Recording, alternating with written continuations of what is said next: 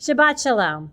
This week's Torah portion, Re'eh, Hebrew for see or behold, is from the second of 3 sermons in Deuteronomy that Moshe delivers to Israel as they prepare to enter the Promised Land.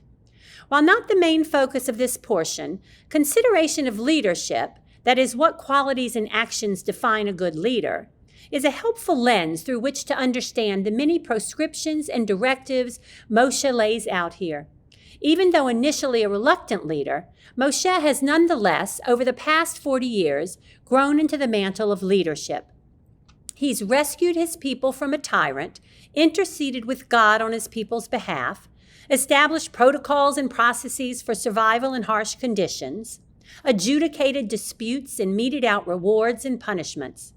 Despite seemingly insurmountable challenges, Moshe has continued to forge ahead toward the divine goals of settling the land and establishing a nation. Mind Tools, a popular on-demand management and leadership training resource, lists the critical roles of a leader, and Moshe fits their bill. 1. Provide a vision. Check. 2. Establish organizational structure and communication protocols. Check. 3. Be an effective role model. Mostly check. 4. Inspire and motivate. Check. 5. Delegate and empower others. Check. 6. Exercise effective time management. Well, maybe 40 years wasn't so efficient, but you get the picture. So here is Moshe, the Israelites' leader of the past 4 decades, keenly aware that he will not be entering the land with his people, that he will not be there with them for arguably the people's biggest, most difficult challenge yet, trying to impart to them a roadmap for success that they will both hear now and adhere to in his future absence.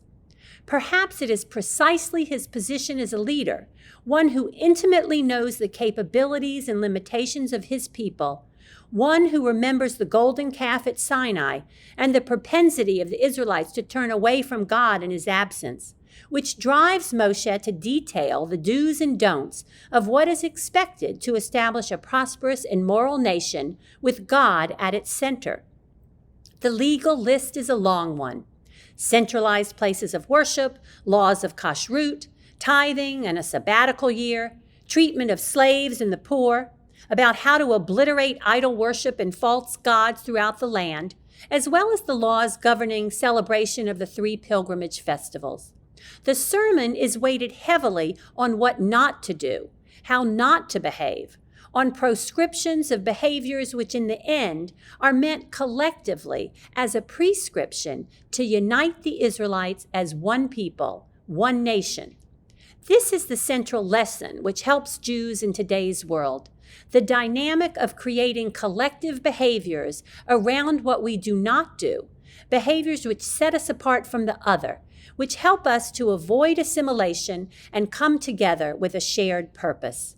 This becomes the solid foundation upon which a strong Jewish community may be built, in our homes, in our synagogues, in our Jewish schools and organizations. And it is the reason we feel an immediate affinity with Jews we encounter in Israel and around the world. Re'eh opens with the call to see, not to hear. Quote, "See this day I set before you a blessing and a curse." Rabbi Deborah Ornstein, noted author and pulpit rabbi, offers some interesting thoughts on what we can learn from this unusual call to the people. Why at this important moment we're being called to use our eyes, re'eh, to see, not our ears, shema, to hear. She suggests that in a world of cruelty, danger, and need, we cannot turn a blind eye. We cannot be neutral bystanders. When we see, we're more likely to act. We have choices set before us, and our actions in response will determine whether we receive blessings or curses. Consider also in Moshe's call to the people that the verb re'eh, or see, is in the singular, yet the phrase lifnechem, or before you, as in see, I set before you, is in the plural. We are called as individuals to commit ourselves to behave in certain ways and to take responsibility for ourselves. Yet we are also being called as a community to make the choices which benefit all, to act on behalf of the common good. This again is Moshe's prescription for creating cohesive community. Moshe's juxtaposition of opposites, blessing and curse, is a construct of extremes meant to conjure God's own powerful extremes of terrible wrath and unbounding love. These constructs, similar to ones we use today, such as right and wrong, good and bad, lead us towards really only one choice. While in theory there are two being presented, since one results in such a terrible fate, we cannot help but choose the other, that of blessing, right, good. And extremes are easy to remember. Moshe hopes they will help the people choose the right path in the face of future temptations when he is not there to remind them that there's no middle ground, no room for negotiation, no choosing to obey some commandments and ignore others. The choice is clear. Follow God and be blessed. Follow false gods and be cursed. Moshe uses another construct to remind the Israelites of the importance of rejecting false gods. He refers to God as, quote, the Lord God who brought you out of the land of Egypt, out of the house of bondage. He repeats it for emphasis to ensure the Israelites remember how poorly it went for Pharaoh and his followers. And Moshe's language turns violent, reminiscent of the violence God demonstrated in Egypt, when he warns of false prophets which may rise up from within the community, tempting fellow Israelites to turn away from God and his commandments. Their punishment is death. Quote, as for that prophet or dream diviner, he shall be put to death, for he urged disloyalty to the Lord your God. Family members and friends who urge the worship of other gods are treated no less harshly. Quote, if your brother, your own mother's son, or your son or daughter, or the wife of your bosom or your closest friend entices you in secret, take his life. Let your hand be the first against him to put him to death. Even whole towns are to be destroyed. Quote, burn the town and all its spoil as a holocaust to the Lord your God, and it shall remain an everlasting ruin, never to be rebuilt.